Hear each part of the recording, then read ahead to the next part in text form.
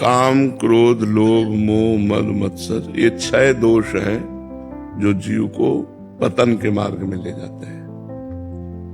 जिस वस्तु, व्यक्ति, स्थान के संग से हमारा भजन छूटे, हमारे गंदे आचरण बनने लगे, हमारा मन गंदा होने लगे, चूंकि क्या होता है इन अवस्थाओं में, जैसे भजन मार्ग में चल रहे हैं और साल भर से संयम में है, मन को एक जलन होती है, उसको भोग चाहिए। खुली बात समझो, मन को विषय चाहिए।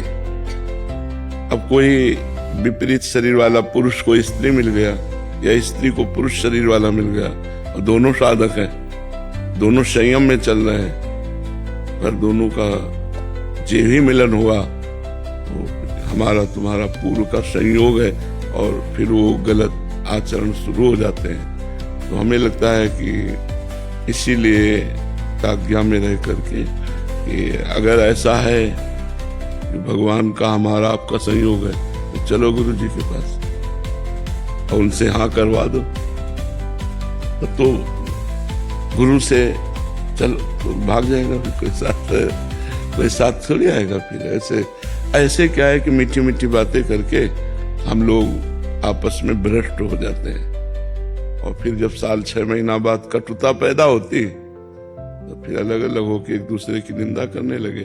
फिर साल 6 महीना रहे तो फिर वो याद आने लगता है विषय सेवन, जहां विषय सेवन याद आया फिर वो काम जगा, फिर दूसरा कोई मिल गया, फिर भ्रष्ट हो गया।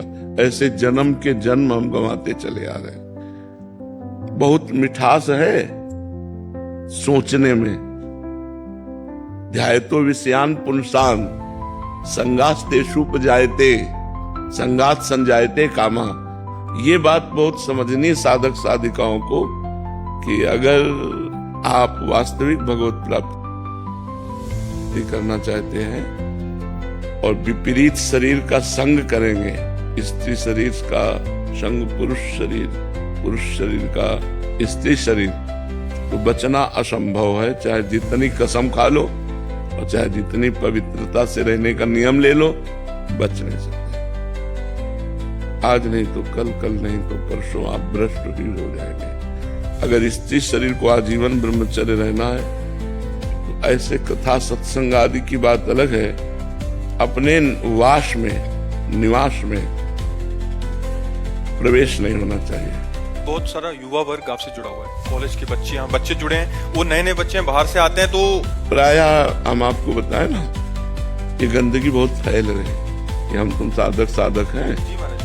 संग तो अच्छे के लिए हुआ, दोनों भगवत प्राप्ति के मार्ग पे चलेंगे, फिर वो कुसंग में परिणित हो गया।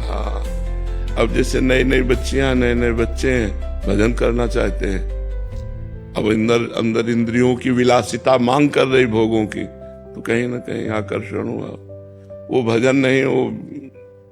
पर बचना चाहे तो बच सकता है, जब आप ही नहीं बचना चाहते तो कौन बचा सकता है। जब आप ही भ्रष्ट होना चाहते हैं, बिल्कुल रकील खींच दे और भगवान का भरोसा रखे, भजन करे तो बच जाए। नहीं तो मन बहुत बेईमान है ना, वो ऐसे राजी कर देता है कि यार कुछ तो है जो संसार आसक्त है, इसमें साधक सोचता है और मेरा मन लालायत, एक बार देख लेते हैं और एक बार गया कि ऐसा दलदल है, निकल पाना बड़ा कठिन होता है। तो हमें लगता है जिसके संग से हमारी इंद्री, हमारा मन भगवान से विमुख होकर भोगों की तरफ जाए, वो सीधा कुसंग है। कोई भी हो, मन बड़ा बलवान है, जब तक भगवत प्राप्ति नहीं हो जाती तब तक ये भ्रष्ट कर सकता है, चाहे 50 वर्ष का हो चाहे 80 वर्ष का हो। ये कुछ इससे फर्क नहीं पड़ता, मन में कोई फर्क नहीं पड़ता। चाहे वो 80 वर्ष का वृद्ध हो, वो भ्रष्ट आचरण की तरफ चेष्टा करेगा। जब तक मन भगवदाकार नहीं हो जाता, मन ब्रह्म साक्षात्कार नहीं कर लेता, तब तक ये सब हालत बनी रहेगी। और ये बहुतायत होगा। बहुतायत इसलिए होगा कि इंद्रियों को रोकना और मन को रोकना बहुत कठिन है।